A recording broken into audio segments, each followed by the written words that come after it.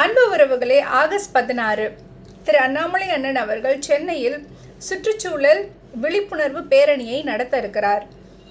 நமக்கு தெரியும், ஜூலை மாதம் போதை ஒழிப்பு விழிப்புணர்வு மாநாடு பொள்ளாச்சியில் நடந்து முடிந்தது. ரொம்ப சக்ஸஸ்ஃபுல்லாக நடத்தி காமிச்சார் நம்மளுடைய அண்ணன். மக்கள் எல்லாம் தங்களுடைய அன்பையும் ஆதரவையும் கொடுத்தாங்க அந்த மாநாட்டுக்கு.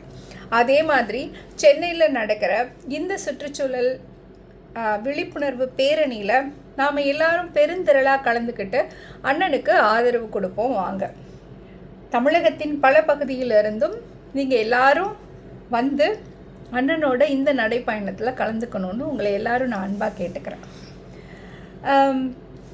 இப்போது தூத்துக்குடியில், திருநெல்வேலியில், அண்ட் தென் மதுரை வைகையில், இப்படி 3 முக்கிய இடங்களில் க்ளீன் பண்ணாங்க, சுத்தம் பண்ணாங்க. தன்னாளர்களுக்கு நிறைய பேர் கலந்துக்கிட்டாங்க அப்படிங்கிறத நம்ம பார்த்தோம்.